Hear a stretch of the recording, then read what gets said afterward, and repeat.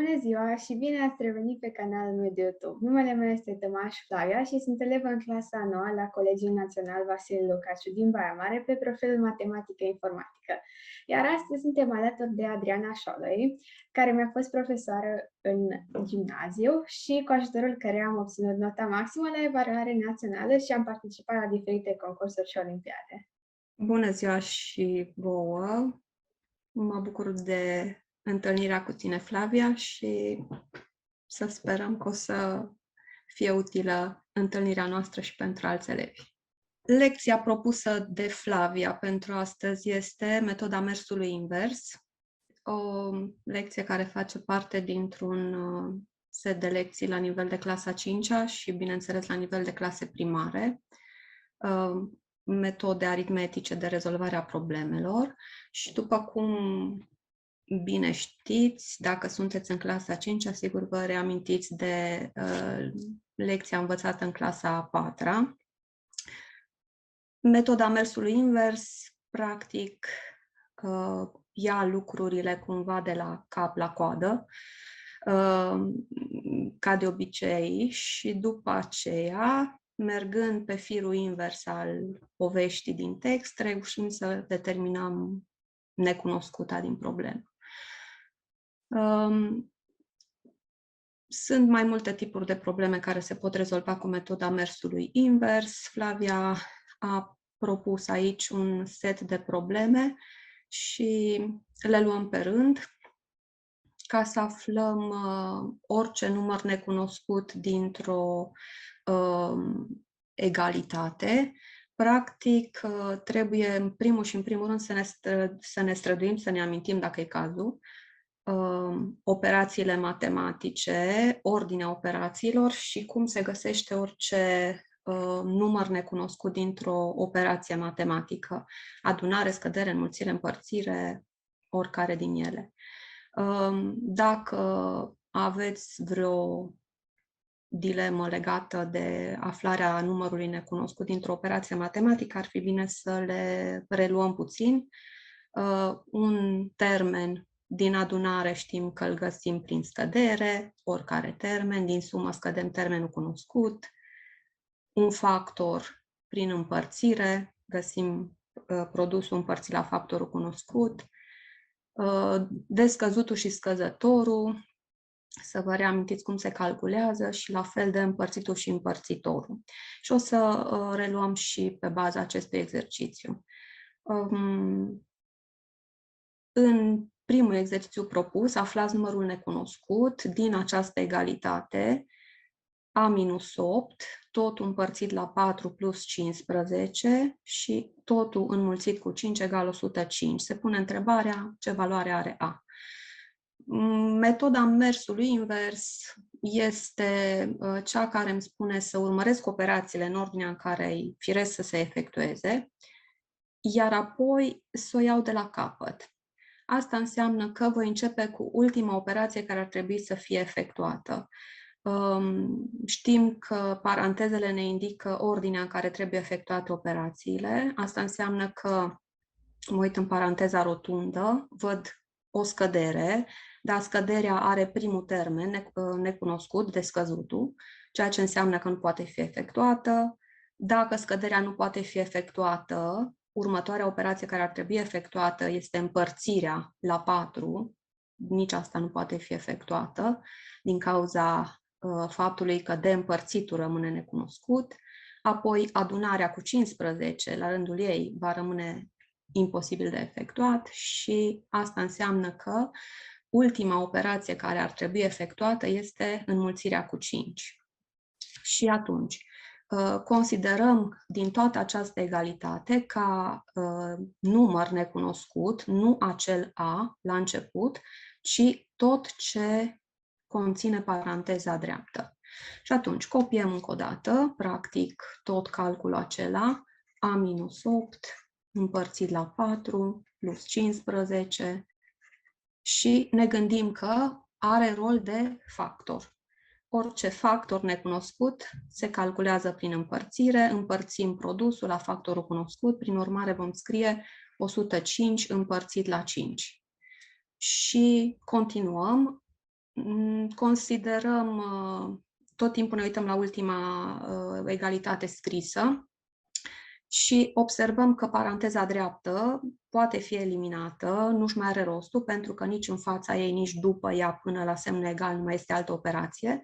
Prin urmare, putem scrie fără paranteza dreaptă, paranteza rotundă rămâne și vom avea A-8 împărțit la 4 totul, plus 15, egal cu 105 împărțit la 5, 21. Și o luăm de la capăt. Din nou, ne uităm care operație trebuie făcută, rezolvată ultima și pentru că scăderea nu poate fi efectuată, așa cum am spus mai devreme, nu poate fi efectuată nici împărțirea și știm că adunarea este ultima care ar trebui să fie efectuată. Prin urmare, subliniem ca să observăm mai bine numărul necunoscut și considerăm tot ce am subliniat ca un număr necunoscut într-o adunare, ceea ce înseamnă că e termen necunoscut în adunare și îl calculăm prin scădere. Deci vom scrie A-8 împărțit la 4, totul, cu paranteză, egal cu 21 minus 15. Continuăm să facem calcul. De data asta paranteza își păstrează locul pentru că paranteza este împărțită la 4 și dacă am eliminat-o, am stricat ordinea operațiilor. Și 21 minus 15 este 6. Și continuăm. Din nou, paranteza îmi spune că scăderea trebuie să fie efectuată prima dată. Prin urmare, număr necunoscut este acest A-8, care are rol de împărțit. Și atunci acest A-8, ne gândim cum se calculează împărțitul dintr-o împărțire și știm că se calculează prin înmulțire, deci A-8 va fi egal cu 6 ori 4. A-8 puteam să-l pun în paranteză, în mod normal, ca să se vadă clar că acela era numărul necunoscut, dar în ultimul rând considerăm că nu mai este necesară paranteza, având în vedere că nici în stânga, nici în dreapta până la egal nu mai este nicio altă operație, deci putem scrie A-8 egal cu 24.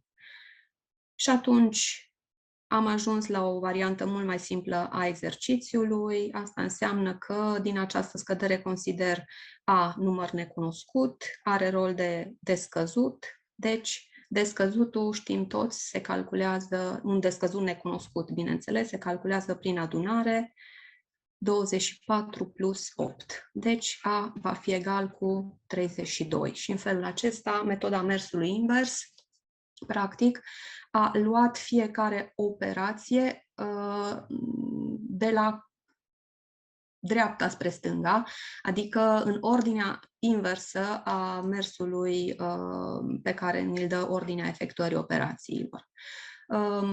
Ar fi de dorit ca întotdeauna după ce rezolvați un exercițiu să faceți proba, ceea ce vă asigură că ați lucrat corect sau dacă considerați că ceva e în neregulă, aveți posibilitatea să refaceți și să vă corectați rezolvarea problemei. În cazul acesta, dacă faceți verificare, în locul lui A vă întoarceți la început, dacă scriem 32, și copiem tot calculul care urmează și urmăriți toate operațiile, cu siguranță ajungem la o propoziție matematică corectă, deci A-ul obținut este cel corect. Eu vă invit pe voi să faceți verificarea și să observați că într-adevăr este soluția corectă. Un al doilea exercițiu, tot aici propus, mai complex, după cum se vede, este și cu mai multe operații, observați, paranteza dreaptă în care avem 6 ori, paranteza rotundă, 12 împărțit la x plus 56, tot împărțit la 3 minus 18, închisă paranteza, ori 7 plus 78 egal cu 792. Foarte, foarte mare atenție să avem în a stabili care este numărul necunoscut, pentru că litera X care ne arată numărul final la care trebuie să ajungem este aici în paranteza rotundă, dar evident că nu putem să-l aflăm direct. Prin urmare, ne uităm cu atenție care ar fi ultima operație care, conform ordinii operațiilor, poate fi efectuată și considerăm număr necunoscut în felul acesta, tot ceea ce am subliniat, adică ultima operație care ar trebui să fie efectuată este această adunare. Având în vedere că normal ar fi să începeți cu paranteza rotundă, în care prima operație ar fi împărțirea de efectuat, nu poate fi efectuată din cauza acestui X necunoscut cu rol de împărțitor. Dacă împărțirea nu poate fi efectuată, evident că nu poate fi efectuată nici adunarea și așa mai departe.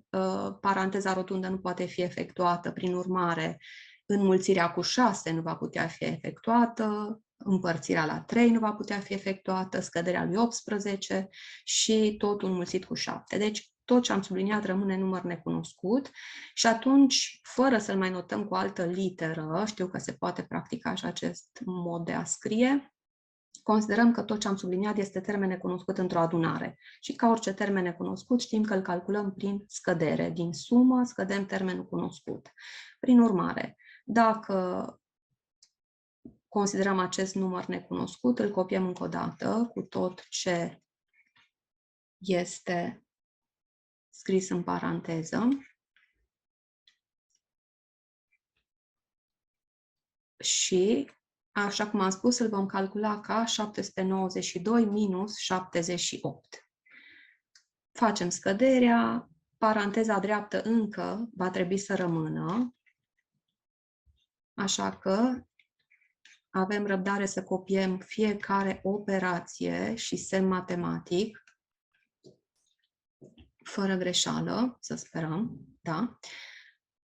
Și scăderea dă, să vedem cât, 12 minus 8, 4, am împrumutat, 8 minus 7, 1 și 714 este rezultatul scăderii.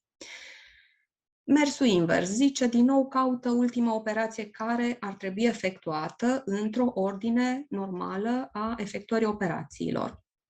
Dacă luăm povestea de la capăt, constatăm din nou că ultima operație care trebuie efectuată este această înmulțire cu 7 a parantezei drepte, ceea ce înseamnă că vom sublinia numărul necunoscut să ne fie foarte clar că acela este și putem considera atunci că are rol de factor, factor necunoscut într-o înmulțire cu 7. Prin urmare, ne punem întrebarea cum găsim un factor necunoscut și știm că îl găsim prin împărțirea produsului la factorul cunoscut. Deci vom scrie 6 ori paranteza 12 împărțit la x plus 56, totul împărțit la 3 minus 18, paranteza dreaptă conține tot numărul necunoscut pe care l-am subliniat, egal cu 714 împărțit la 7. Mergem mai departe, efectuăm împărțirea și din nou considerăm că nu se schimbă nimic dacă eliminăm paranteza dreaptă, nemai având operații nici în stânga, nici în dreapta până la egal. Deci putem scrie 6 ori 12 împărțit la x plus 56 în paranteza rotundă, împărțit la 3 minus 18 va fi egal cu 714 împărțit la 7, mare atenție la modul de efectuare a împărțirii, 7 în 7 odată, 7 în 1 de 0 ori și 7 în 14 de 2 ori. 102. Exercițiul s-a mai scurtat puțin ca operații, încă sunt mai multe, prin urmare, din nou, priviți cu atenție și gândiți-vă care e ultima operație care ar trebui efectuată. Asta înseamnă că, dacă ați respectat ordinea efectuării operațiilor, știți că ultima care trebuie efectuată este această scădere cu 18. Prin urmare, număr necunoscut este tot ce am subliniat. Ne uităm pe operație, dacă acesta este număr necunoscut într-o scădere, termen al scăderii, primul termen se numește de scăzut, după cum bine știm, și știm că îl calculăm prin adunare. Deci, înseamnă că vom copia 6 ori paranteza 12 împărțit la x plus 56, tot împărțit la 3 și adunarea 102 plus 18. Am ajuns la rezolvarea acelei adunări. Paranteza încă se păstrează, pentru că altfel ar schimba ordinea operațiilor. Și 102 plus 18 este 120. Bun, să ne gândim din nou cum am putea continua. Observăm că tot ce e în paranteza rotundă încă este imposibil de calculat. Toată paranteza rotundă trebuie 6 să se înmulțească cu acel rezultat și după aceea tot ce am obținut aici, ce am obține teoretic, să se împarte la 3. Prin urmare, ultima operație care trebuie efectuată este această împărțire la 3 și asta înseamnă că vom considera număr necunoscut tot ce am subliniat. Prin urmare, tot ce am subliniat, numărul necunoscut, este un de împărțit. De împărțitul necunoscut, din nou, îl avem de calculat. Considerăm numărul necunoscut, tot ce am subliniat mai devreme, ca fiind egal cu 120 înmulțit cu 3, după cum bine știm, un de împărțit se calculează prin înmulțire, un de împărțit necunoscut. Continuăm să calculăm. 6 ori paranteza 12 împărțit la x plus 56 egal cu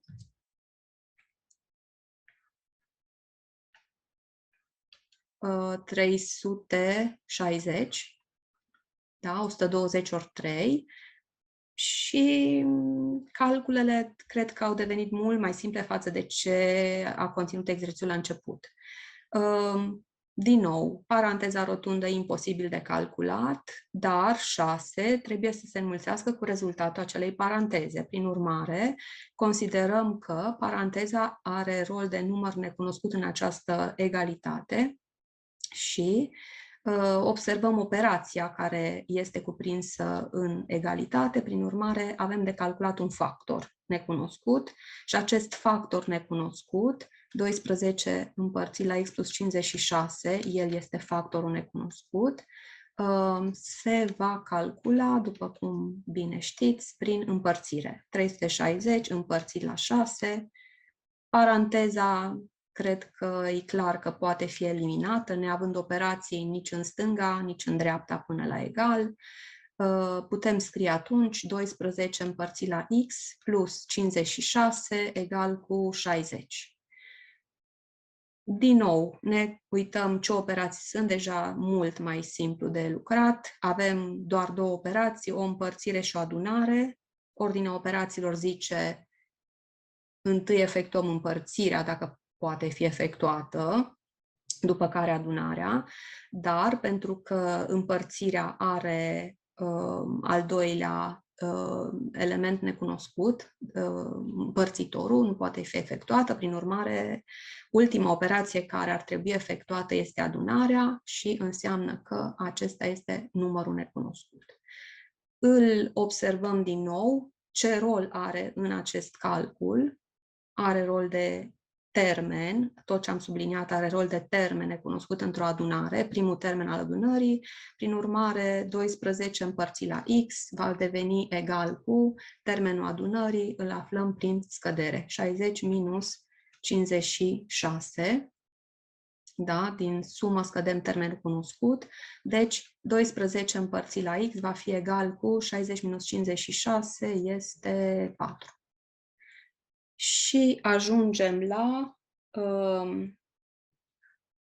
ultima operație, și anume 12 împărțit la x egal cu 4, x în sfârșit, ceea ce ne-am propus de la început să calculăm, acest x este cu rol de împărțitor și atunci știm că un împărțitor necunoscut se calculează prin împărțire, deci x-ul nostru devine egal cu 12 împărțit la 4. Deci x egal cu 3 ar fi valoarea lui x pe care o obținem după rezolvarea acestei egalități cu număr necunoscut.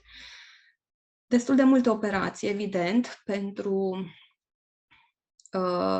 un elev aflat la început, probabil că este dificil pentru un elev care deja are experiența rezolvării problemelor, ar trebui să fie interesant și să-i facă plăcere să urmărească fiecare pas în rezolvarea problemei.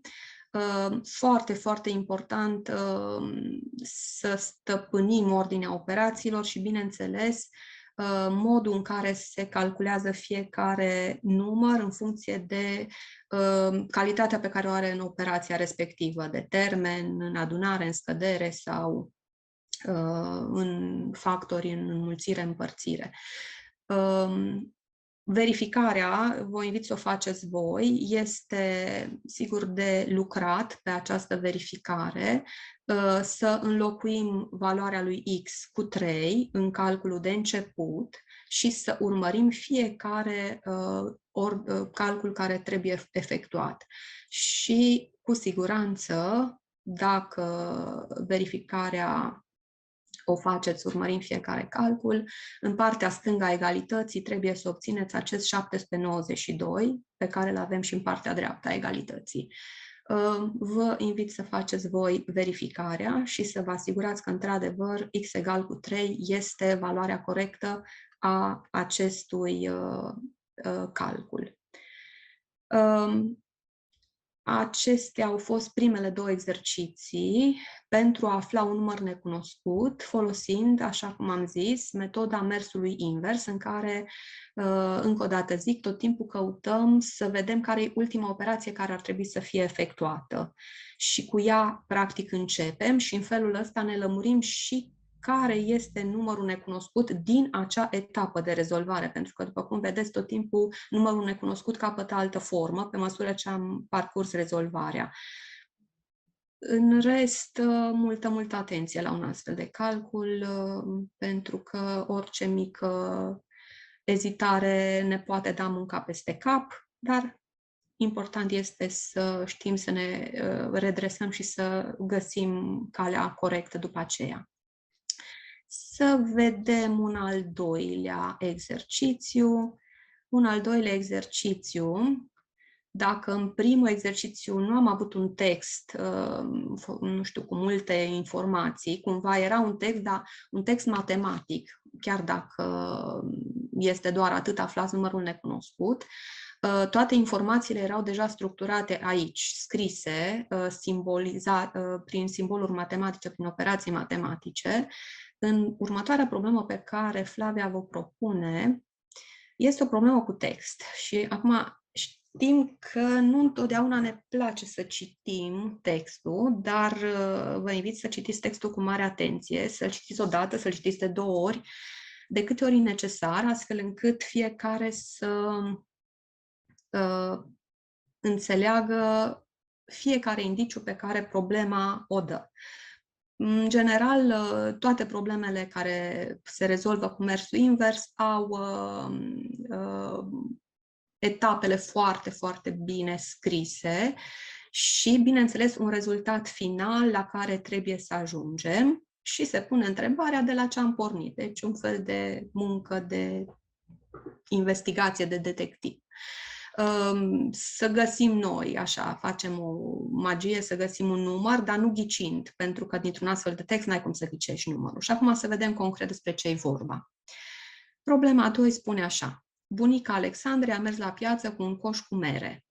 Pentru că merele erau foarte aspectoase, primul cumpărător a luat jumătate din numărul merelor și încă un măr.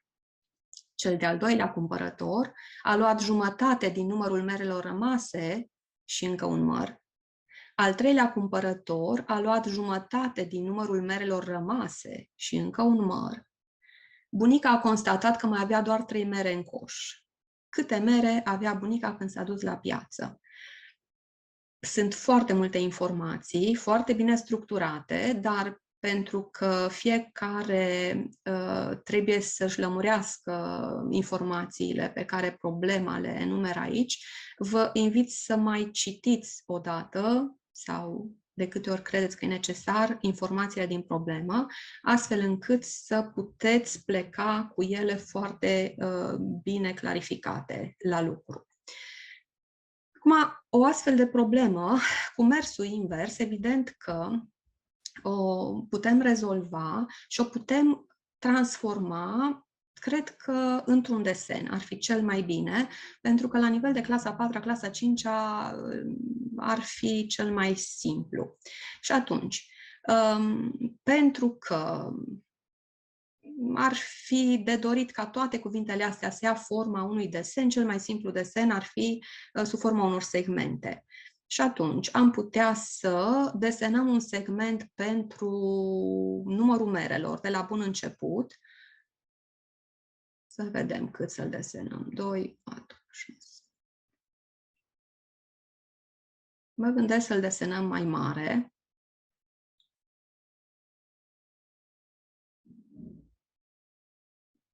Cam 20 de pătrățele. Asta doar ca să nu aglomerăm foarte tare desenul, având în vedere că sunt multe informații.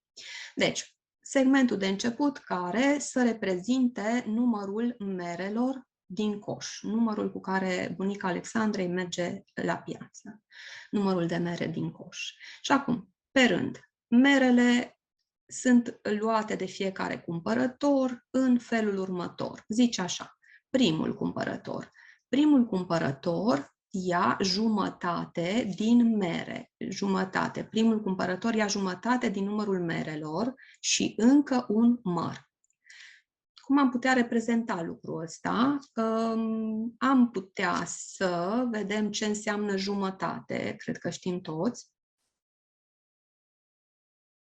10, dacă am luat 20 de pătrățele, jumătate din numărul merelor ar fi primul segment, putem considera oricare parte, și încă un măr. Ca să simbolizăm acel încă un măr, evident că se ia din cealaltă jumătate, atunci vă propun să simbolizăm acest lucru cu un segmentel mai scurt pe care să scriem plus 1, adică acel măr suplimentar care se ia din cealaltă jumătate. Prin urmare, considerăm că în desenul nostru acest segment plus 1 reprezintă numărul merelor luate de primul cumpărător. Deci, dacă acesta este numărul merelor luate de primul cumpărător, înseamnă că segmentul rămas este acel rest al merelor din care vor continua să cumpere ceilalți. Ca să nu aglomerăm foarte tare desenul, o să desenez de desubt segmentul care a rămas ca rest. Prin urmare, segmentul nostru reprezintă numărul merelor rămase în coș după ce primul cumpărător a luat jumătate plus 1. Să vedem ce spune problema mai departe, despre al doilea cumpărător. Al doilea cumpărător, spune problema, a luat jumătate, deci al doilea. Da? A luat jumătate din numărul merelor rămase și încă un măr. Din nou, jumătate plus 1. Păi, să vedem ce înseamnă asta. Pentru segmentul nostru împărțit în jumătate, ar fi jumătate, da? Și atunci plus un măr, considerăm din nou din cealaltă jumătate o bucățică, un segmentel pe care scriem plus 1, astfel încât prima jumătate este clar luată de al doilea cumpărător, dar își mai ia un măr din a doua jumătate.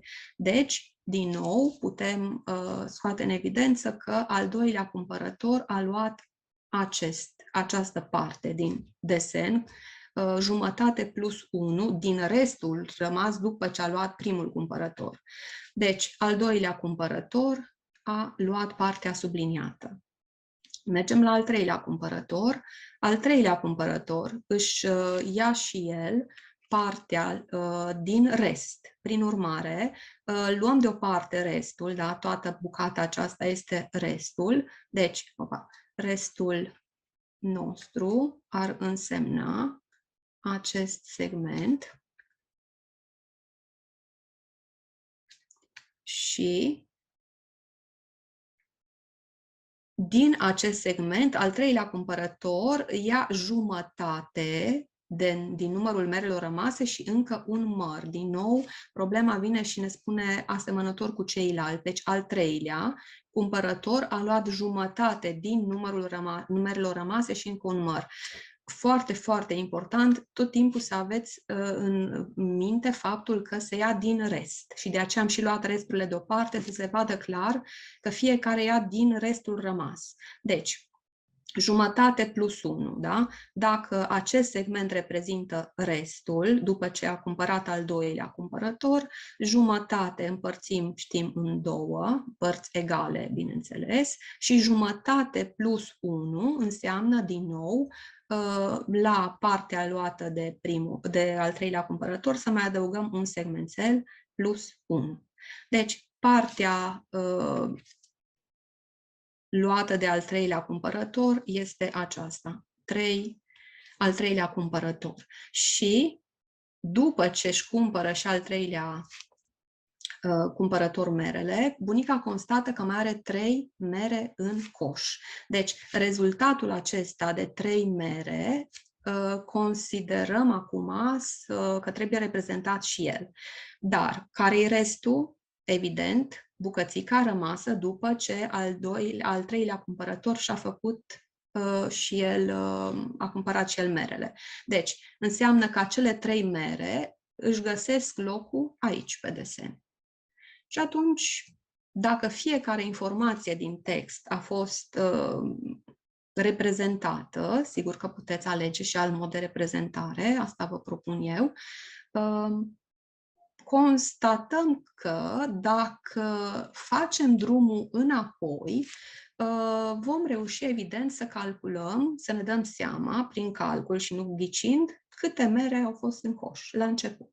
Prin urmare, dacă reprezentarea este clar realizată prin desen, eu zic că fiecare dintre voi poate ușor să parcurgă drumul înapoi, pentru că cele 3 mere rămase în coș plus un măr, deci cele 3 mere plus un măr, putem scrie 3 plus 1, ne dă, evident, 4, dar acel 4, se pune întrebarea ce reprezintă. Și acel 4 sunt merele care reprezintă jumătate din situația în care era al treilea cumpărător. Deci, înseamnă că dacă aici erau 4 mere, înseamnă că cealaltă jumătate, evident că trebuie să fie tot de 4 mere și în felul acesta găsim și care-i penultimul rest, da? După ce a făcut cumpărăturile cel de-al doilea, putem spune chiar și câte mere a cumpărat al treilea. Se vede clar că al treilea cumpărător a luat 4 plus 1. Deci putem calcula chiar și 4 plus 1, și anume 5 mere luate de al treilea cumpărător. La ce mi bună această informație? Păi știu în clipa asta că dacă adun fie 4 plus 4 sau 4 plus 1 plus 3, constat că acest segment reprezintă 8 unități. Cele 8 unități pe care, amintiți-vă, le-am coborât de aici, erau restul după ce și-a făcut al doilea cumpărător cumpărăturile. Prin urmare, dacă adunăm 4 plus 1 plus 3, sau cum doriți voi, 4 plus 4, 4 ori 2, oricare variantă, sunt 8 mere care reprezintă al doilea rest. Da? Deci înseamnă că segmentul corespunzător, gândiți-vă că efectiv îl urc pe acest segment aici, voi obține și aici un segment de 8 unități. Și în felul ăsta am făcut un pas înapoi, dar nu pas înapoi în sens negativ, ci, într-un fel, un pas înainte în rezolvarea problemei, dar un pas înapoi legat de mersul invers, da? Metoda mersului invers. Și atunci, constat acum că acest segment de 8 unități era o parte rămasă după ce al doilea cumpărător își luase jumătate plus 1 din restul rămas anterior. Și atunci desenul eu zic că vă arată clar. Dacă adun 8 plus 1 plus mărul luat din jumătatea aceasta, obțin că 8 plus 1 sunt 9 mere care reprezintă jumătate din cantitatea rămasă după ce primul cumpărător și-a luat merele. Prin urmare, dacă 8 plus 1 e jumătate, amintiți-vă că aici era împărțirea în două segmente egale, înseamnă că și cealaltă jumătate este tot de 9 mere. Prin urmare, desenul zice: dacă aduni 9 plus 1 plus 8 sau 9 plus 9, oricare variantă o alegi, 9 plus 1 plus 8 o să scriu eu acum, obții 18 mere, 18 mere care, amintiți-vă că reprezintă restul de mere rămas după ce primul cumpărător și-a luat merele. Faci un pas înapoi, în felul ăsta poți calcula, dacă ești întrebat, chiar și câte mere a cumpărat al doilea cumpărător, adică 9 plus 1, 10 mere, 10 mere luate de al doilea cumpărător. Și aceste 10 mere adunate cu cele 8 rămase sunt 18 mere pe care știm că le putem urca aici, facem un pas înapoi și asta înseamnă că sunt mai aproape de a găsi numărul de mere cu care am început problema. 18 mere erau restul după ce primul cumpărător și-a făcut cumpărăturile, 18 plus 1 înseamnă că dacă adunăm 18 plus 1, obținem 19 mere care reprezintă jumătate din cantitatea pe care bunica Alexandrei a dus-o la piață. Dacă aceste 18 plus 1, adică 19 mere, reprezintă jumătate din cantitate, înseamnă că și cealaltă jumătate este tot de 19 mere și în felul acesta, din nou, putem răspunde și câte mere a cumpărat primul cumpărător, dacă suntem întrebați, adică 19 plus 1, 20 de mere, dar, evident, să dăm răspunsul final al problemei, câte mere avea bunica când s-a dus la piață. Păi, cred că se vede clar pe desen că avea 19 plus 1 plus 18 sau 19 plus 19, prin urmare, 38 de mere. 38 de mere sunt cele pe care bunica le-a avut la început la piață. Este absolut necesar, aș zice eu, să faceți proba, să vă asigurați că dacă mergeți pe firul problemei acum, de la început, cele 38 de mere, într-adevăr, se pot distribui așa cum zice textul problemei. Prin urmare, dacă facem o verificare, o să o scriu aici, la verificare urmărim pas cu pas fiecare cuvânt. Plecăm de la ideea că știm acum, sunt 38 de mere. Primul cumpărător zice, ia jumătate din numărul merelor și încă un măr. Păi înseamnă că primul cumpărător ia jumătate, adică 38 împărțit la 2 și am putea scrie plus 1. Da, plus încă un măr. Înseamnă că sunt 19, ordinea operațiilor zice facem împărțirea și apoi adunarea. 19 plus 1 sunt 20 de mere luate, cumpărate de primul cumpărător. Câte mere rămân, ne punem întrebarea, pentru că din ele vine al doilea și își cumpără. 20 de mere a luat primul, erau în total 38, deci 38 minus 20 înseamnă 18. 18 mere rămân rest. Da? După ce își cumpără primul partea lui de mere. Trece mai departe, al doilea cumpărător ia jumătate din numărul merelor și încă un măr. Păi, al doilea înseamnă că ia jumătate, avea de ales din 18. 18 împărțit la 2 știm că e jumătate, plus încă un măr. Păi, din nou, împărțirea o efectuăm prima, 18 împărțit la 2, 9, 9 plus 1, 10. 10 mere cumpărate de al doilea cumpărător și ne interesează, evident, restul. Restul, pentru că din restul acela își face cumpărăturile al treilea cumpărător. Deci, restul, în momentul acesta, să nu uităm că erau 18 mere, din 18 mere scădem cele 10 cumpărate, rămân 8, da, mere rest, și din acest rest își cumpără al treilea client merele. Deci, din nou jumătate plus 1, a zis problema, jumătate, adică 8 împărțit la 2 plus 1. 8 împărțit la 2, 4, 4 plus 1, 5, deci 5 mere cumpărate de al treilea cumpărător și atunci, evident, se pune întrebarea dacă într-adevăr rămân 3 mere în coș, păi erau 8 minus 5 cumpărate de al treilea cumpărător, într-adevăr că ajungem la acele 3 mere pe care problema le indică la finalul textului ca fiind merele rămase în coș, verificarea fiind efectuată, înseamnă că ne-am asigurat că toți pașii sunt corect parcurși. Vă invit să rezolvați și voi o astfel de problemă, chiar problema aceasta.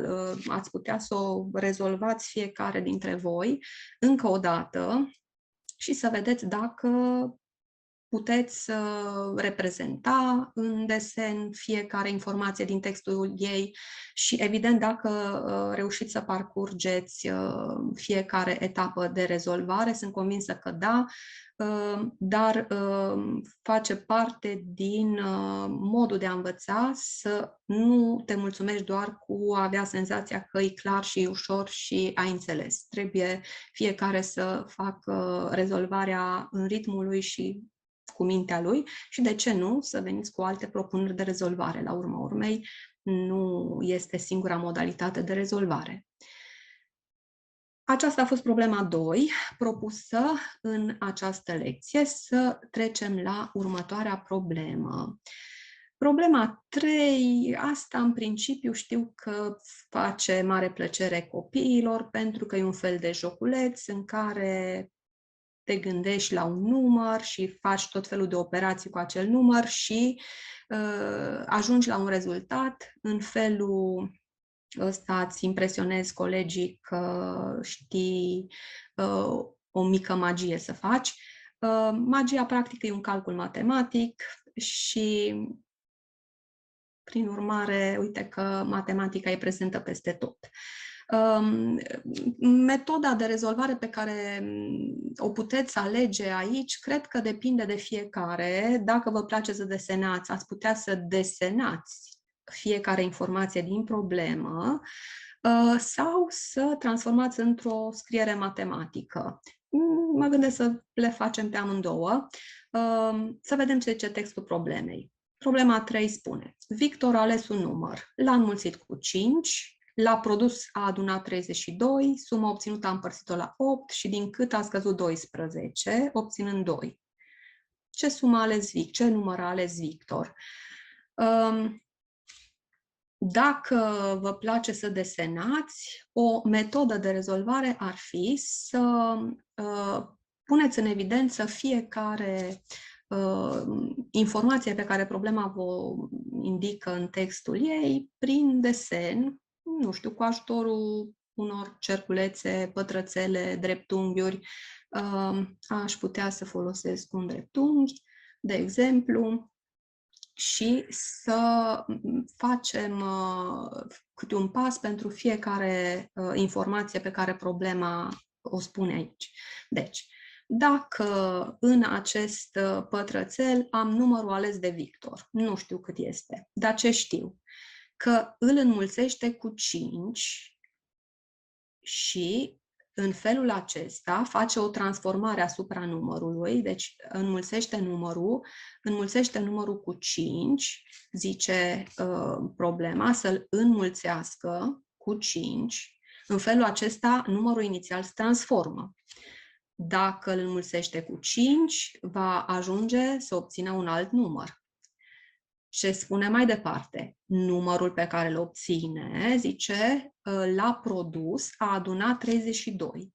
Păi, la produs, dacă adună 32, înseamnă că este o altă acțiune care se face asupra numărului și la produs adunăm 32. Mai departe, se obține un alt număr. Suma obținută a împărțit-o la 8. Deci, evident că după ce adună 32, va obține un alt număr pe care problema spune că trebuie să suma obținută a împărțit-o la 8, să o împarte la 8. Deci, împărțim la 8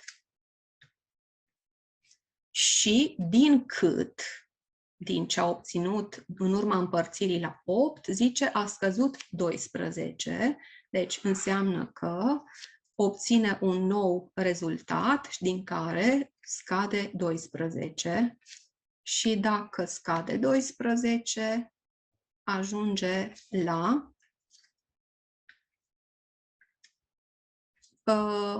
rezultatul 2. Obține rezultatul 2 înseamnă că în acest dreptunghi putem să scriem rezultatul obținut și anume rezultatul 2. Acum, dacă ăsta e mersul operațiilor, evident, punând în practică metoda mersului invers, trebuie să o luăm de la sfârșit spre început. Și atunci fiecare operație se face invers decât era programată să fie efectuată. Prin urmare, dacă o luăm în această direcție, ne gândim că aici este un număr necunoscut, din care se scade 12 și obținem rezultatul 2. Deci, ce este numărul de aici? Termen din scădere, primul termen, descăzutul. Din descăzut scad 12 să obțin restul 2. Deci, înseamnă că pentru a obține ce număr este acolo, voi face adunare. Și atunci, din 12 plus 2 îmi dă 14. În felul ăsta am găsit că în acest dreptunghi este 14. Mă duc mai departe, fac un pas înapoi. Numărul necunoscut de aici, mi s-a spus, se înmulțește cu 8, se împarte, la 8 ca să-mi dea rezultatul 14. Deci, constat că am o împărțire în care nu cunosc de împărțitul. Și atunci, de împărțitul știm că îl calculăm prin înmulțire, 14 ori 8 și obținem 112. Deci, în această căsuță este locul lui 112. Mai fac un pas înapoi, constat că am un număr necunoscut la care adun 32 ca să îmi dea suma 112. Deci, ce rol are acest număr în calculul meu? Termen necunoscut din adunare, știm că îl calculăm prin scădere. Din sumă, din 112, scădem termenul cunoscut, 32, și obținem 80. Deci, 80, numărul din această căsuță, și fac ultimul pas înapoi și atunci constat că am un număr necunoscut care se înmulțește cu 5 ca să-mi dea 80. Deci, ce rol are acest număr necunoscut? Factor necunoscut din înmulțire, știm că îl calculăm prin împărțire. Deci, 80 împărțit la 5, 80 împărțit la 5 este 16. Deci, numărul de la care am pornit este numărul 16. Sigur că și aici puteți să faceți verificarea și este de dorit să o faceți, să parcurgeți acum de la stânga spre dreapta toate operațiile, 16 ori 5, să vă dea 80, 80 plus 32, 112, 112 împărțit la 8, ne dă 14. Și din 14, dacă scad 12, obținem 2, evident, cât a spus problema. Este o metodă de a rezolva o astfel de problemă, cumva fără a scrie litere sau un exercițiu matematic pentru cei care agrează mai mult acest stil de rezolvare. Evident că există și varianta în care textul matematic poate fi înlocuit cu un exercițiu, cu o necunoscută, și atunci, în această situație, putem să notăm cu o literă numărul necunoscut și, evident, să respectăm fiecare informație, dar să o scriem cu ajutorul unor calcule matematice, cu ajutorul operațiilor matematice. Și atunci, pentru că Victor a ales un număr, să notăm numărul acela cu o literă, puteți alege orice literă vreți. Dacă personajul se numește Victor, mă gândesc să notăm cu V acum, numărul necunoscut. Dacă acesta este numărul necunoscut, să vedem ce face Victor cu el. Îl înmulțește cu 5. Deci vom scrie V ori 5. La produs, produsul știm că este rezultatul înmulțirii a două numere, da? La produs a adunat 32. Păi înseamnă că la tot ce am scris până acum adunăm 32. Suma obținută am împărțit-o la 8. Deci suma știm că este rezultatul adunării. Suma am împărțit-o la 8 și acum se pune întrebarea dacă ar fi corect o astfel de scriere. Răspunsul nu ar fi corectă, pentru că dacă las așa scrierea, nu se înțelege că suma este împărțită la 8, ci 32 este împărțit la 8. Deci, ca să fie corect, știm că e necesară o paranteză care să conțină suma spusă până acum. Din câtul, rezultatul împărțirii, din cât a scăzut 12, deci din tot ce avem până acum scădem 12, obținând 2. Și uite așa, textul scris acolo în cuvinte a căpătat forma unui exercițiu cu o necunoscută și se pune întrebarea ce valoare are acest V. Din nou, mersul invers, așa cum am spus în primul exercițiu, dacă vă amintiți, practic zice, uită-te pe operații și stabilește care e ultima care ar trebui efectuată. Mergând din nou pe toată povestea, ultima operație care trebuie efectuată este această scădere cu 12. Până acolo știm că paranteza ar trebui calculată, dar din cauza acestui număr necunoscut nu putem calcula nici înmulțirea, prin urmare nici adunarea, prin urmare nici împărțirea, deci considerăm număr necunoscut tot ce am subliniat. Și practic reluăm ce am povestit la prima problemă rezolvată astăzi și vom avea V ori 5 plus 32, totul împărțit la 8, considerăm că este primul termen din scădere, descăzutul, și descăzutul știm că îl calculăm prin adunare. 2 plus 12. Deci, cred că lucrurile sunt mai clare dacă ați înțeles și prima problemă. Am copiat tot ce era număr necunoscut și 2 plus 12 ne dă 14. Mergem mai departe, număr necunoscut. Să stabilim cine este, paranteza nu poate fi calculată din cauza acelui V necunoscut, prin urmare, ultima operație care trebuie efectuată este împărțirea la 8. Și mersul invers zice, faci întotdeauna ultima operație, inversă, da, operația inversă, prin urmare, dacă asta este partea necunoscută, are rol de împărțit și ne gândim că V ori 5 plus 32 se calculează ca 14 ori 8 de împărțitul. Paranteza din nou, dacă constat că nu mai are operații nici în stânga, nici în dreapta ei până la egal, pot să o elimin și atunci V ori 5 plus 32 ne dă 8 ori 4, 32, 11, 112. Termen necunoscut sau caut număr necunoscut, mă uit cu atenție, înmulțire și adunare, știu că înmulțirea trebuie efectuată prima și nu poate fi efectuată, prin urmare V ori 5 este numărul necunoscut din această egalitate, nu uitați tot timpul la ultima egalitate, vă uitați, o priviți, Și atunci, V ori 5, termen necunoscut, îl calculăm prin scădere, 112 din sumă, scădem termenul cunoscut. Deci, V ori 5 este egal cu 80. Și am ajuns aproape la final. Dacă mă uit, V este un factor necunoscut din această înmulțire cu 5 și factor necunoscut îl calculăm prin împărțirea produsului, 80, la factorul cunoscut 5. Deci, 80 împărțit la 5 este 16. Același rezultat pe care l-am obținut și mai devreme, dacă vă amintiți.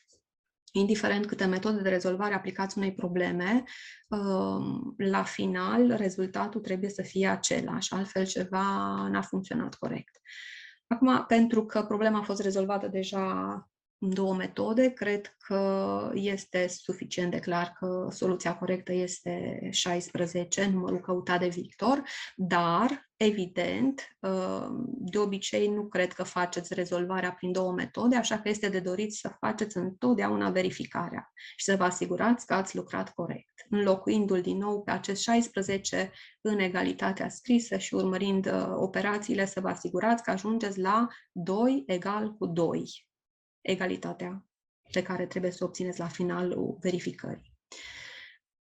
Bun, o astfel de problemă găsiți în cărțile voastre de matematică sau în orice carte doriți voi care conține probleme cu mersul invers și vă recomand să lucrați pentru că sunt foarte utile și s-ar putea să descoperiți că sunt chiar pe placul vostru, poate mai mult decât altele. Să trecem mai departe la problema 4. Problema 4, din nou, o problemă cu text. Nu atât de lung textul ca și problema 2, dacă vă amintiți, acolo a fost un text mai lung, dar chiar dacă un text e scris pe 2 rânduri, este la fel de important ca și un text scris pe 10 rânduri. Așa că începem cu a citi textul. Problema 4 spune așa. Un călător are de parcurs un drum. În prima zi parcurge 3/10 din el, a doua zi 2/7 din rest, a treia zi 3/5 din noul rest și a patra zi ultimii 20 de kilometri. Întrebare, care e lungimea drumului? Citiți, recitiți problema astfel încât să vă clarificați fiecare cuvânt, fiecare informație pe care problema o dă. Nu uitați să rețineți faptul că fiecare etapă se întâmplă din restul rămas după etapa anterioară, ceea ce e foarte, foarte important. Și acum să găsim o metodă de rezolvare. Prin metoda mersului invers ne-am propus noi să rezolvăm problema. Evident că poate fi rezolvată și scriind textul acesta într-o egalitate cu o necunoscută, dar pentru că acele fracții sunt un pic incomode, eu vă propun să facem mai bine rezolvarea din nou pe baza unei scheme desenate. Și atunci, dacă mă interesează ce lungime are drumul și știu că se parcurg aceste fracții, îmi propun să desenez un segment care să reprezinte lungimea drumului. Lungimea drumului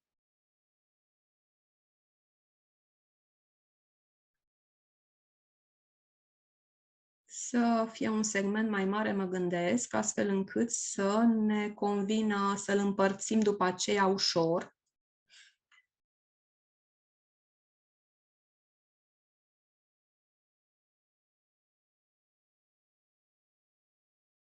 Sper că o să număr încă o dată. Am vrut să iau un segment care să fie ușor de împărțit în 10 părți egale. Vă puteți uita și la aceste aspecte, astfel încât desenele să vă fie cât mai clare. Să vedem. Deci, călătorul nostru are de parcurs acest drum, lungimea drumului nostru. În prima zi, ce se întâmplă? Parcurge 3/10 sau 30 din el. Asta se pune întrebarea acum, ce înseamnă 30 din el? Păi, 30 înseamnă că drumul nostru trebuie împărțit în 10 părți egale.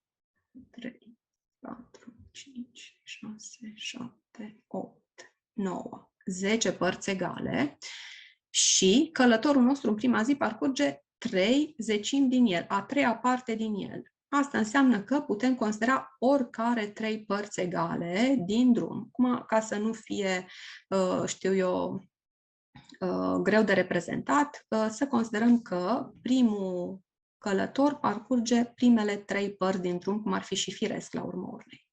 Deci, primul călător parcurge aceste 3 părți din drum.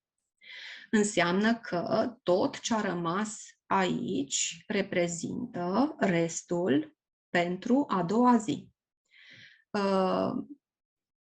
Călătorul nu-i primul călător, dar parcurge în prima zi aceste 30, da?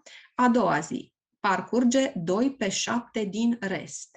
Putem să continuăm să reprezentăm pe același desen, n-ar fi nicio problemă, dar mă gândesc că poate, pentru a nu aglomera desenul, poate e mai sigur să reprezentăm restul separat și să scoatem în evidență, acesta fiind restul, da? L-am reprezentat de desubt încă o dată, exact la fel de mare ca segmentul de sus și parcurge 2/7 din rest. Păi, 2/7 înseamnă că acest segment trebuie împărțit în 7 părți egale. 1, 2, 3, 4, 5, 6, 7 părți egale. 2/7 înseamnă că sunt cele 2 părți din cele 7 egale, da? Astea sunt părțile în a doua zi. Din nou a rămas un rest. Ce spune problema mai departe? A treia zi parcurge 3/5 din noul rest. Deci, procedăm asemănător. Pentru a treia zi, noul rest. Din nou vă propun să-l luăm separat și noul rest este acesta. Parcurge 3/5 din noul rest. Asta înseamnă că noul rest, noul segment, împărțit în 5 părți egale, sunt parcurse 3. Da, 3 părți, observați, din noul rest. Noul rest, 3 părți, înseamnă aceste 3 părți, deci pentru a treia zi. Iar pentru a patra zi se parcurg ultimii 20 de kilometri. Păi, înseamnă că ultimii 20 de kilometri nu pot să fie altceva decât acest rest rămas. Deci, dacă acest rest, problema îmi spune, este de 20 de kilometri, cred că lucrurile din clipa asta pot să se lămurească foarte ușor. Și atunci ce constat? Că acești 20 de kilometri, în urma reprezentării noastre, reprezintă aceste 2 segmente, 2 părți egale. Deci, se pune întrebarea ce aș putea calcula. Păi, aș putea calcula că reprezintă o parte. Deci, asta înseamnă că 20 de kilometri împărțit în 2 părți egale, voi obține 10. Deci, asta îmi permite să scriu că fiecare parte de aici reprezintă 10 kilometri. Dar dacă părțile astea sunt fiecare 10, să nu uitați că acest segment, ultimul reprezentat, a fost împărțit în 5 părți egale. Părți egale înseamnă că fiecare parte de aici este de 10 km, deci la fel de bine pot să scriu 10 pe fiecare bucată, pe fiecare parte reprezentată. Ei, uite, în felul ăsta am făcut un pas important, adică știu deja că a treia etapă, în a treia etapă, călătorul a parcurs pentru a treia etapă 10 plus 10 plus 10 sau 10 ori 3, oricare variantă o doriți, 30 de kilometri au fost parcurși în a treia etapă și ultimii 20 au fost aceia pentru a patra zi. Segmentul nostru are acum câți kilometri? 10, 20, 30, 40, 50. 50 de kilometri, să ne amintim că reprezentau restul după a doua etapă. Deci înseamnă că acest segment este de 50 de kilometri și acest segment, acum fie îl scriu aici ca fiind 50, aș putea să fac așa, să scriu că aici sunt 50 de kilometri, și să mă uit că acești 50 de kilometri sunt formați din 1, 2, 3, 4, 5 părți egale. Deci, înseamnă că, din nou, se pune întrebarea cât este o parte. Păi, 50 împărțit la 5 părți egale îmi dă 10. Deci, înseamnă că fiecare parte de aici este de 10 kilometri. Dar cele 5 părți egale erau restul din cele 7 părți egale, pentru că 2 pe 7 din rest a fost parcurs în a doua zi. Deci asta îmi permite să scriu 10 și pe cele 2 părți egale parcurse în a doua zi. Deci înseamnă că în a doua zi pot să constat că a parcurs 2 ori 10, 20 de kilometri și că restul după prima zi este de 10, 20, 30, 40, 50, 60, 70 de kilometri de care mă folosesc și fac un pas înapoi și constat că acești kilometri îi pot scrie foarte bine aici, ca fiind 70 de kilometri, restul după parcurgerea kilometrilor din prima zi. Și atunci, în a treia etapă, să ne amintim, înainte să calculăm a treia etapă, să revenim puțin aici. 70 de kilometri sunt câte părți egale? De se nu mi-arată. Sunt 1, 2, 3, 4, 5, 6, 7 părți egale. 7 părți egale înseamnă că acei 70 de kilometri împărțiți în 7 o să-mi spună cât reprezintă fiecare parte egală, adică din nou 10 kilometri vor reprezenta, nu o să scriu aici pentru că n-am mai scris unități de măsură nici înainte, și atunci fiecare segmentel de aici reprezintă 10 kilometri. Deci, acele 7 părți egale, să nu uităm că erau restul rămas după prima zi, adică erau 7 părți egale din 10 părți egale. Deci înseamnă că și celelalte 3 părți egale au fiecare valoarea tot de câte 10 km. Și uite, în felul ăsta ajungem să calculăm că lungimea drumului este de... numărăm câte părți sunt, de 10 ori 10. Practic, 100 de kilometri este lungimea finală a drumului.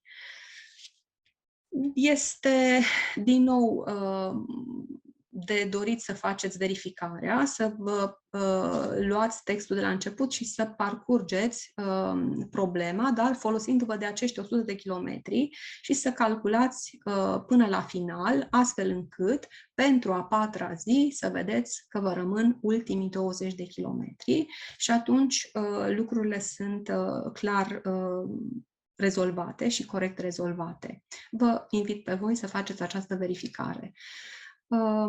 Sigur că problema am ales să o rezolv în felul acesta, folosindu-mă de desen, pentru că la nivelul clasei a 4-a și a 5-a, calculul cu fracții este puțin incomod în a-l scrie într-un exercițiu.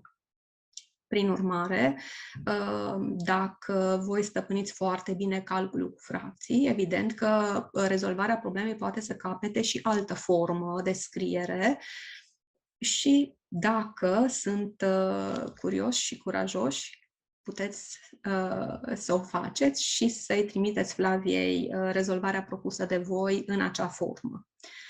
Am ajuns la problema cu numărul 5. Din nou o problemă cu text lung, așa că multă răbdare să citim și să citiți textul de câte ori e necesar până când fiecare informație este foarte clară. Problema spune așa. 3 prieteni, Adrian, Victor și Andrei, au un coș cu bomboane. Adrian a împărțit bomboanele din coș în 3 părți egale și a luat o parte din ele. Apoi, Victor a împărțit bomboanele rămase în 4 părți egale și a luat una dintre aceste părți. În final, Andrei a împărțit bomboanele rămase în 5 părți egale, a luat una dintre aceste părți, constatând că au mai rămas în coș 240 de bomboane. Aflați câte bomboane au fost la început în coș. Și această problemă are foarte multe informații pe care vă rog să aveți răbdare să le auziți. Faptul că fiecare din cei 3 împarte bomboanele, dar ia din rest, da? Începând de la al doilea.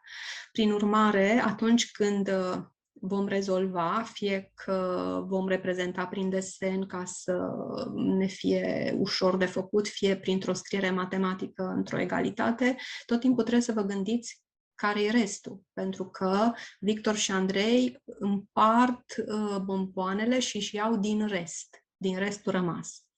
Deci, să o luăm cu începutul. Pentru că nu știm câte bomboane sunt în coș, asta este scopul nostru final, aflați câte bomboane au fost la început în coș, să reprezentăm din nou printr-un segment numărul de bomboane din coș. Acum, pentru că sunt mai multe informații din nou, voi desena un segment mai mare.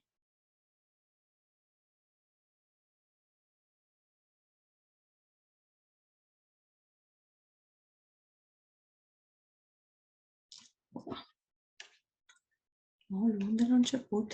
A ieșit un segment urât.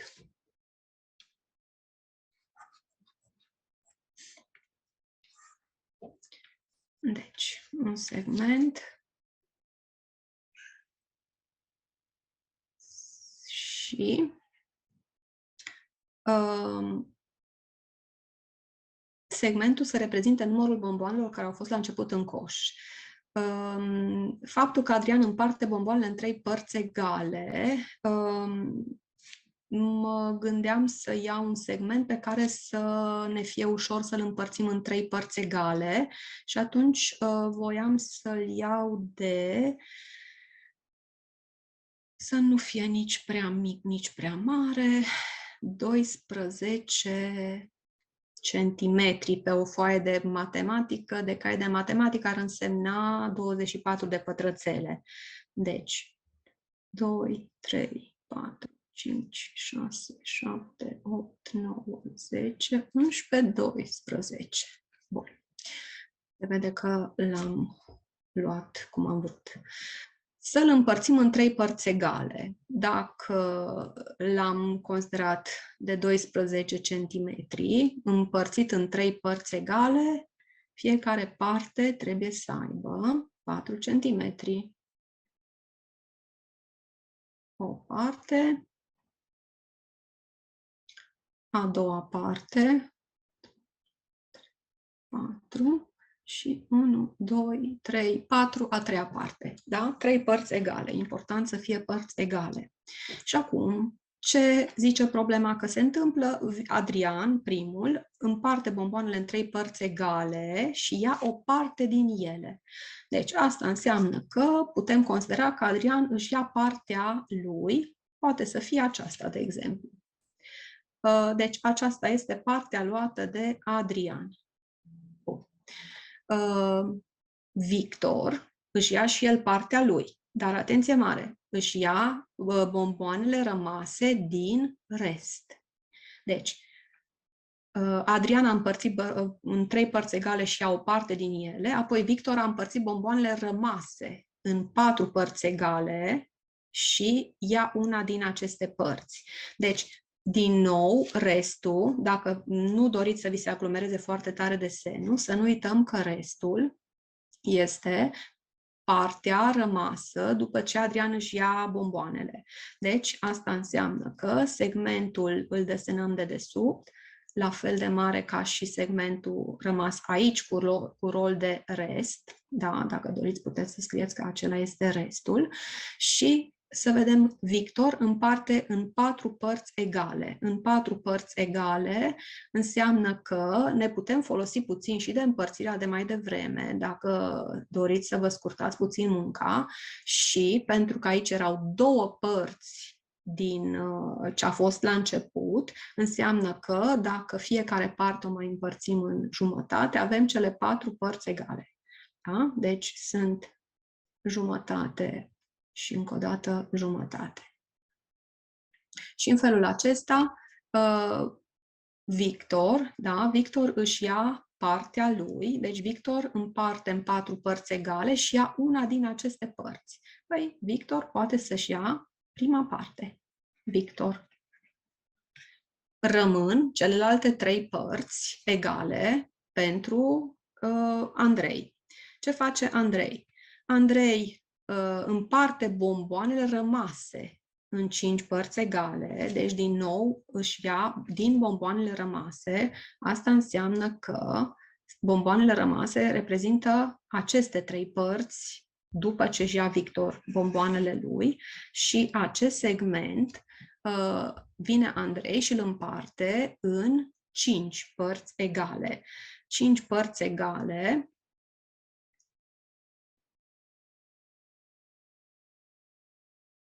Acum, 5 părți egale, probabil că ne străduim să le împărțim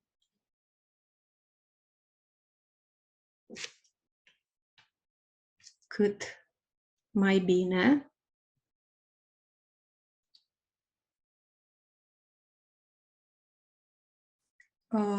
Să fie părți egale, poate că nu mi-au ieșit chiar egale, 5 părți egale și Andrei își ia o parte din cele 5 părți, să presupunem că această parte o ia Andrei.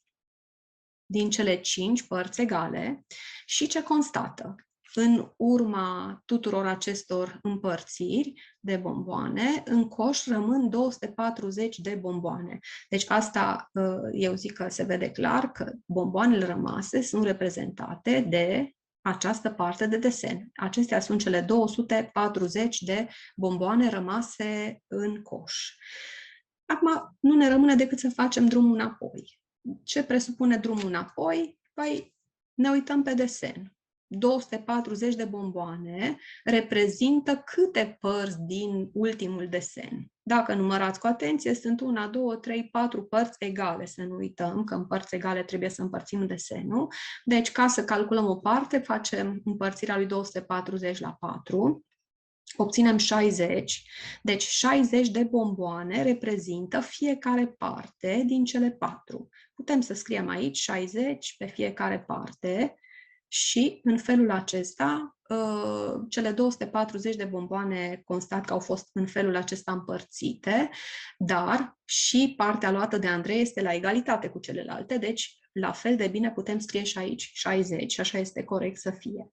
Deci, asta îmi spune că Andrei a luat din coș, pentru Andrei sunt luate 60 de bomboane. Mergem un pas înapoi. Dacă știu acum că restul de bomboane rămas după ce Victor își ia partea lui, este reprezentat prin acest segment albastru, înseamnă că aș putea să calculez cât este acest rest. Și cum să calculez acest rest? Păi fie adun 60 de 5 ori sau calculez prin înmulțire 60 ori 5 și obțin 300 de bomboane. Sunt 300 de bomboane luate în acest desen, adică cele 300 de bomboane reprezintă acest segment. 300. Dar cele 300, mă uit pe desen și văd că sunt reprezentate prin 3 părți egale. Dacă sunt reprezentate prin 3 părți egale, îmi pun întrebarea 300 împărțit la 3, sunt 100 de bomboane pentru fiecare parte egală. Deci 100 pentru fiecare segment de aici, dar și Victor și-a luat tot 100 de bomboane pentru că el a fost cel care a împărțit în 4 părți egale acest segment.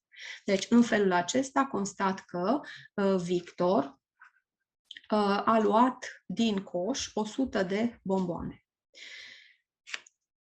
Tot ce a luat Victor împreună cu restul rămas, să nu uităm că era primul rest din problemă. Asta înseamnă că pot să fac un pas înapoi și să constat că bomboanele rămase aici ca rest sunt 100, 200, 300, 400 sau 100 ori 4, adică 400 de bomboane rămase rest după ce Adrian își ia partea. Deci aici sunt în total 400 de bomboane.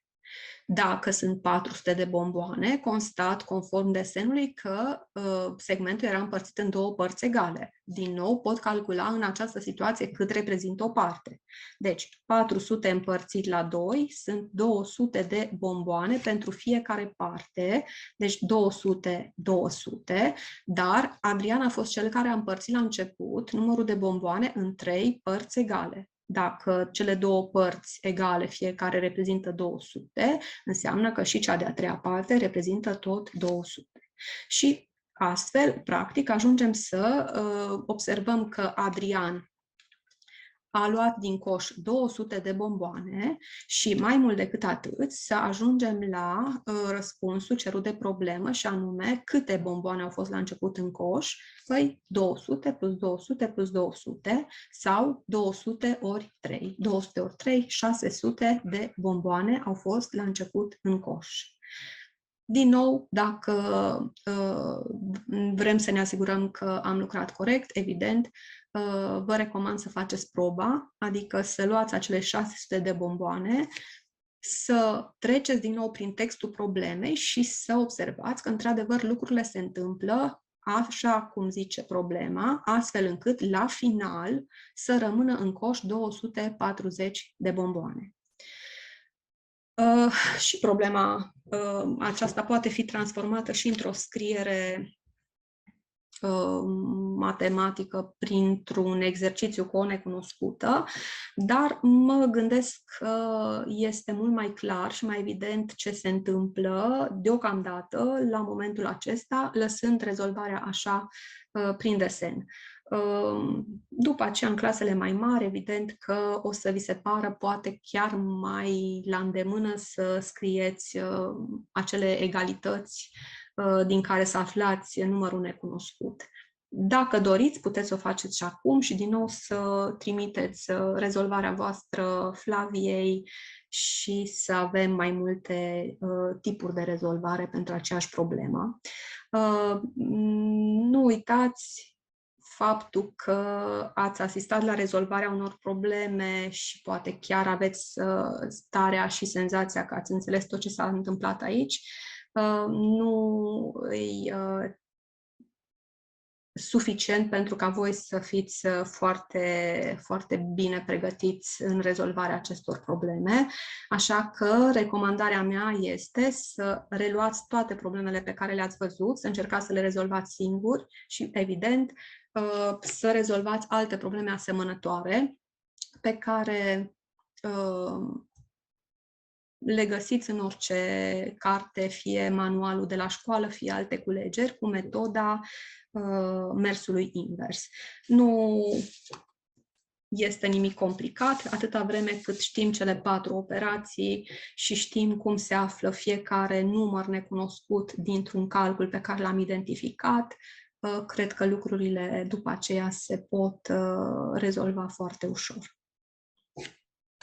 Vă mulțumim foarte mult pentru această lecție bine explicată și, bineînțeles, cine rezolvă problemele prin altă metodă pot liniștit să-mi trimite poze cu ele și, bineînțeles, și dacă au întrebări pot să-mi scrie și o să încerc să le răspund la ele cât de repede pot.